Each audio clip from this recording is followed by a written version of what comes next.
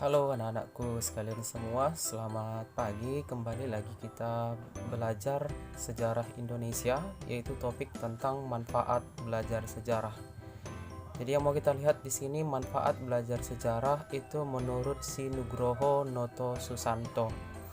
Menurut Nugroho Noto Susanto, bahwa manfaat sejarah dapat dibagi menjadi 4. Yang pertama, edukasi. Yang kedua, inspiratif. Yang ketiga, rekreatif. Dan yang keempat itu manfaat sejarah secara instruktif. Jadi manfaat sejarah yang pertama tadi adalah yang edukatif. Seperti kata Cicero bahwa sejarah adalah guru kehidupan. Historia magistra vita est. Selain sebagai sumber pengetahuan, sejarah dapat mengajarkan generasi muda hal-hal yang baik dan yang buruk, antagonis, protagonis, nilai-nilai kepahlawanan, dan sebagainya.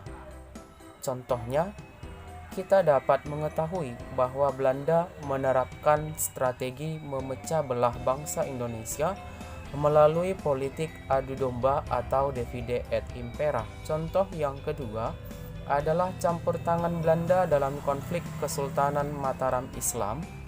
Konflik tersebut berujung pada disepakatinya Perjanjian Giyanti 1755 yang membuat wilayah Kesultanan Mataram Islam terpecah menjadi 2 bagian, yaitu Kasunanan Surakarta dan Kesultanan Yogyakarta.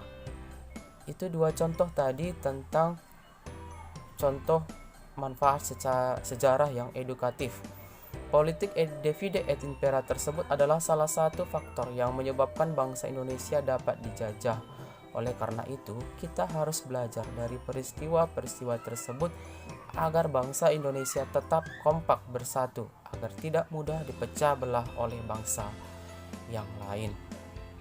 Kemudian yang kedua, manfaat sejarah secara inspiratif. Manfaat sejarah yang dikatakan secara inspiratif adalah salah satunya menaikkan moral generasi muda untuk terus maju. Pendidikan moral didapatkan terutama ketika mempelajari kejayaan bangsa Indonesia pada periode Hindu, Buddha, dan Islam.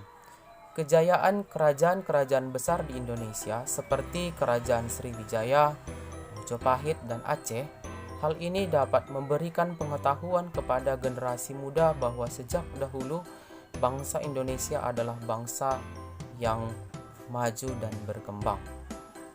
Bahkan sebelum pengaruh Hindu dan Buddha masuk ke Indonesia, bangsa Indonesia telah mampu membangun kompleks bangunan megah yang dapat dilihat di situs Gunung Padang, Cianjur, Jawa Barat. Itu merupakan fungsi yang kedua. Manfaat yang ketiga yaitu rekreatif. Mempelajari sejarah juga dapat memberikan kesenangan, rekreasi dalam diri. Membaca kisah-kisah sejarah seakan mengajak kita bertualang melewati batas ruang dan waktu. Begitu pula dengan mengunjungi berbagai lokasi bersejarah, seperti berkunjung ke candi-candi dan museum-museum. Kita dapat menyaksikan hasil karya luar biasa dari masa lampau. Kita dapat mengetahui kehebatan masyarakat pada saat itu bergotong royong membangun candi megah tersebut. Namun sayangnya, di Indonesia penghargaan atau kepedulian terhadap benda-benda sejarah masih kurang. Banyak benda-benda peninggalan sejarah yang tidak terawat.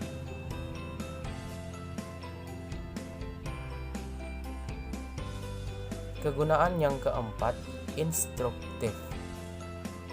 Instruktif itu adalah kegunaan sejarah muncul dalam proses penyampaian suatu ilmu pengetahuan. Contoh pada saat diterapkannya sistem ekonomi liberal atau politik pintu terbuka pada tahun 1870. Telah terjadi masalah sosial dan masalah kependudukan di Indonesia.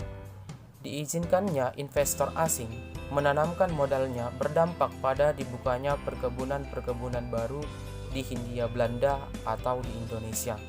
Salah satunya perkebunan tembakau yang berada di Deli Serdang. Terjadi migrasi penduduk Pulau Jawa, orang Tionghoa, Singapura, dan Malaysia yang didatangkan untuk bekerja sebagai kuli di perkebunan tersebut. Banyak kuli yang menderita akibat sistem kerja yang tidak manusiawi.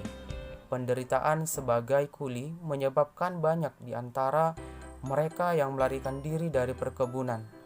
Ada yang sakit, bahkan ada yang meninggal dunia.